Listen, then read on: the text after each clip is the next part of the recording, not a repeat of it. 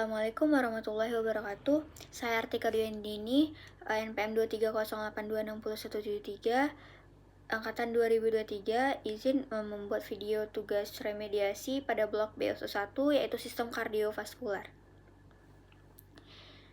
Jadi, apa itu sistem kardiovaskular? Sistem kardiovaskular itu sendiri adalah organ sistem di dalam tubuh kita yang terdiri dari jantung, pembuluh darah, dan darah. Jantung adalah organ otot yang berongga dan berukuran sebesar kepalan tangan kita. Jadi, otot yang ada di dalam jantung kita itu seperti lurik dan mempunyai pembuluh darah kapiler, mempunyai banyak pembuluh darah kapiler. Fungsi utama jantung itu adalah untuk memompa darah ke pembuluh darah dengan kontraksi ritme dan berulang. Jantung kita itu terdiri dari 4 ruang, ada 2 ventricle dan 2 atrium. Ada ventricle dexter sinister, ada atrium dexter sinister. Atrium adalah ruang kecil yang berada di sisi atas jantung, sedangkan ventricle adalah ruang besar yang berada di sisi bawah jantung. Atrium kanan dan kiri memompa darah dari tubuh dan paru-paru, sedangkan ventricle kanan dan kiri memompa darah ke paru-paru dan tubuh. Jadi mekanisme kerja jantung dimulai dengan penerimaan darah yang kaya akan oksigen dari paru-paru oleh atrium kiri dan kanan. Darah kemudian mengalir melalui katup atrioventrikular atau AV ke ventrikel kiri dan kanan. Katup AV juga dikenal sebagai katup mitral atau trikuspid, membuka dan menutup untuk mengatur aliran darah dari atrium ke ventrikel. Setelah darah masuk ke ventrikel, jantung memompa darah melalui katup aorta dan pulmonalis ke dalam sistem arteri dan vena. Katup aorta memungkinkan darah kaya akan oksigen untuk mengalir ke dalam arteri. Sedangkan katup pulmonalis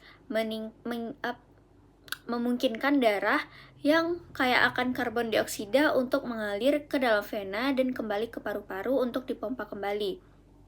Jantung juga memiliki sistem pengatur ritme yang kompleks, yang terdiri dari sel-sel khusus yang disebut nodus sinoatrial atau SA node dan nodus atrioventrikular atau AV node. SA node terletak di atrium kanan dan bertanggung jawab untuk mengirimkan sinyal listrik yang memicu kontraksi jantung. AV node terletak di antara atrium dan ventrikel dan bertindak sebagai pengatur aliran sinyal listrik dari SA node ke ventrikel. Selain itu, jantung juga memiliki sistem saraf otonom yang mengatur kecepatan dan kekuatan kontraksi jantung. Sistem saraf simpatis mengaktifkan jantung untuk meningkatkan kecepatan dan kekuatan kontraksi. Sementara, sistem saraf parasimpatis menghambat jantung untuk menurunkan kecepatan dan kekuatan kontraksi. Mekanisme kerja jantung yang kompleks ini memungkinkan organ untuk memompa darah secara efisien ke seluruh tubuh. Namun, beberapa masalah kesehatan dapat mempengaruhi mekanisme kerja jantung, seperti penyakit jantung koroner, gagal jantung, serangan jantung, dan aritmia. Oleh karena itu, penting bagi kita untuk menjaga kesehatan jantung kita, seperti mengatur pola hidup kita agar sehat, rajin berolahraga, makan makanan yang bergizi, serta hindari kebiasaan merokok. Contoh penyakitnya itu tadi ada gagal jantung atau heart failure, itu kondisi di mana jantung kita melemah sehingga otot jantung kita tidak dapat memompa darah ke seluruh tubuh. Terus masuk ke lapisan-lapisan jantung. Secara garis besar ada 3 komponen utama lapisan jantung, yaitu ada perikardium, miokardium, dan endokardium. 3 lapisan ini adalah penting yang membentuk dinding jantung. Masing-masing lapisan ini memiliki fungsi khusus yang berkontribusi terhadap kemampuan jantung untuk memompa darah ke seluruh tubuh. Yang pertama itu ada perikardium. Perikardium itu terletak di lapisan terluar jantung. Fungsinya itu melindungi jantung dari cedera ataupun benturan dan membantu menjaga jantung tetap pada posisinya. Perikardium terdiri dari 2 lapisan. Ada perikardium fibrosa, perikardium serosa.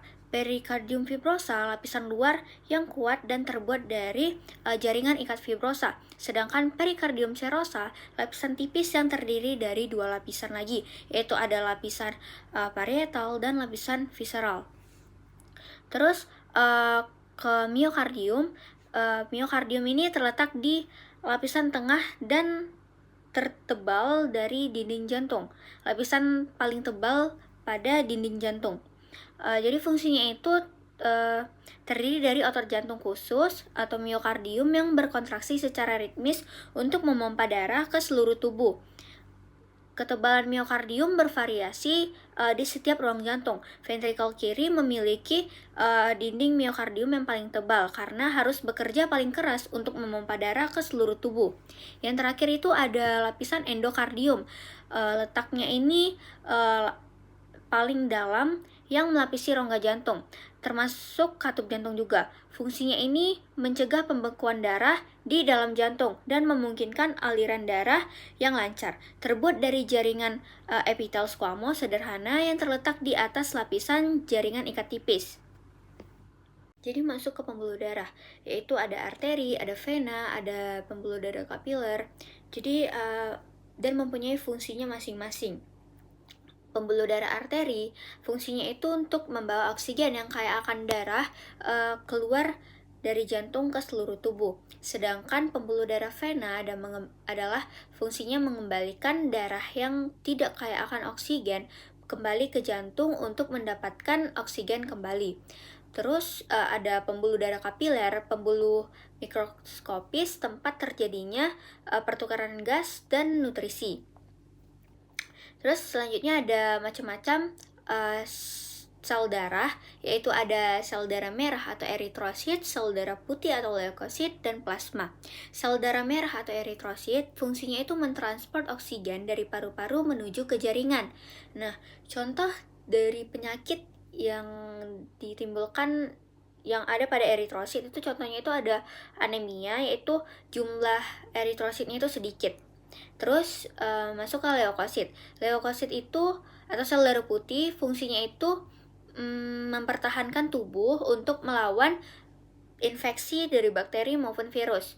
Contoh penyakitnya itu ada leukemia yang berarti darah putih mengacu pada sekelompok sel kanker yang melibatkan proliferasi leukosit yang tidak terkendali. Kemudian itu ada plasma, yaitu cairan dari darah yang mentransport nutrisi serta hormon. Terus masuk ke sirkulasi darah. Jadi sirkulasi peredaran darah itu ada dua. Yang pertama itu sirkulasi sistemik, yaitu sistem peredaran darah besar. Sedangkan sirkulasi pulmonal adalah sistem peredaran darah kecil. Jadi secara ringkas, aliran darah dalam sistem sirkulasi normal manusia adalah jadi melalui darah dari atrium kiri melalui katup mitral ke ventrikel kiri, lalu ke aorta ascendens, lalu ke arcus aorta, lalu ke aorta descendens, ke arteri sedang, terus ke arteriol, terus ke capillary bed, terus ke venule, terus ke vena sedang, menuju ke vena besar atau vena cava superior dan vena cava inferior melalui katup lalu dari si vena cava superior dan vena cava inferior tadi menuju ke atrium kanan melalui katup tricuspid ke ventrikel kanan. Lalu dari ventrikel kanan menuju ke arteri pulmonalis. Dari arteri pulmonalis menuju ke paru-paru, lalu ke vena pulmonalis, dan berakhir di atrium kiri. Sekian penjelasan video sistem kardiovaskuler dari saya. Mohon maaf bila ada kesalahan dalam menjelaskan. Billahi taufik walhidayah. Wassalamualaikum warahmatullahi wabarakatuh. Yang saya pakai kali ini itu salah satunya itu ada dari anatomi fisiologi Dr. Andes Haji Saifuddin AMK edisi 4. Terus ada modul fisiologi jantung Universitas Esa Unggul. Terus ada Cardiac Anatomy and Physiology Journal of Cardiovascular Medicine, Vascular Structure and Function, Arteries, Veins and Capillaries, The Cellular Constituents of Bloods and Their Roles, Blood Journal. Sekian yang bisa saya sampaikan jurnalnya. Selebihnya saya ada buat di mind mapping saya. Mohon maaf dan terima kasih.